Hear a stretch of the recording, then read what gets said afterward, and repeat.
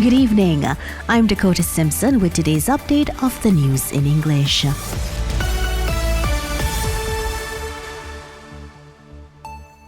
Today, Acting President Ronnie Brunswick met with the OWS Union and the Union of Assertive Trade Unions, UAV, at the government building. Brunswick promised that a solution would be reached today. The dispute between the union and the management of EBS has been ongoing for a month. OWS not only wants the dismissal of Chairman Marciano Hellings to be reversed, but also for the collective labor negotiations to be started.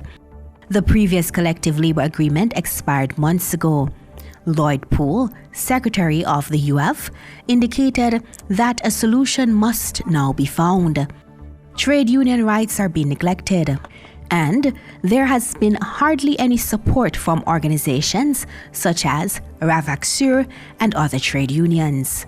Therefore, it was decided to take over the fight from OWS and provide physical support. The workers were told that if a solution was reached today, they should immediately return to their posts. And indeed, a solution was found, as Acting President Ronnie Brunswick had promised. The dismissal of OWS Union Chairman Marciano Hellings has been immediately reversed, and negotiations between the union and the management will start within a week. Work will fully resume tomorrow. June 12 is commemorated annually as World Day Against Child Labor. This was declared by the United Nations. Each year, the Ministry of Labor, Employment and Youth Affairs, AWJ, focuses on awareness activities around this day aimed at joint societal efforts to eradicate child labor in our country. The ministry's policy regarding child labor focuses on complying with international standards and strengthening labor laws to combat child labor, as well as on the youth profile developed within the framework of youth policy. The profile targets the Surinamese situation and serves as a guideline for shaping young people into fully fledged citizens of society.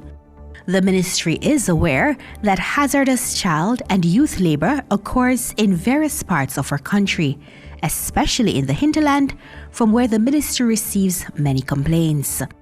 This year's theme is Let's Act on Our Commitments, End Child Labor. Caribbean farmers and entrepreneurs, including those in Suriname, will benefit from the new regional project for climate-smart agriculture and food systems.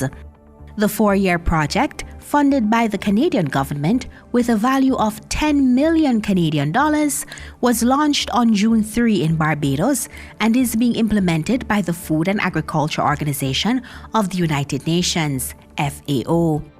The project is a collaboration among Canada, the FAO, local governments, and civil society partners, and should increase the resilience of Caribbean farmers to climate change and contribute to economic growth in the region.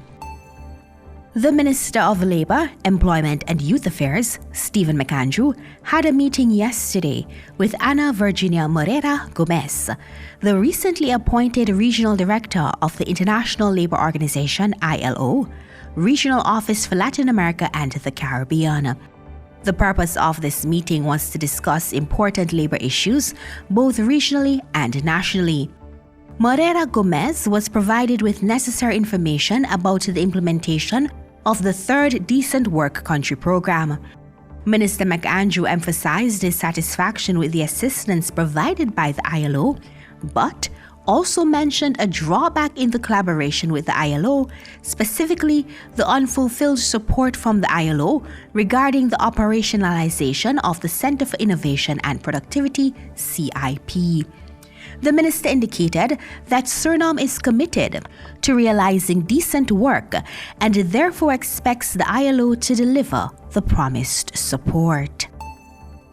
The Traffic Department of the Central Police Region, in collaboration with staff from the Bus Inspection Service of the Ministry of TCT, conducted bus inspections at various locations within the region from June 2 to 7.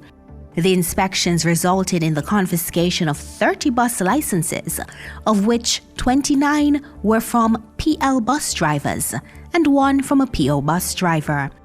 Several bus drivers who committed traffic violations were fined. The police and the ministry urge bus drivers to improve their driving behavior and adhere to traffic regulations. The inspections will be continued. With that, we conclude the News in English reports for today. Thank you so much for listening. Stay tuned to music right here on Caller Radio. Have a pleasant evening.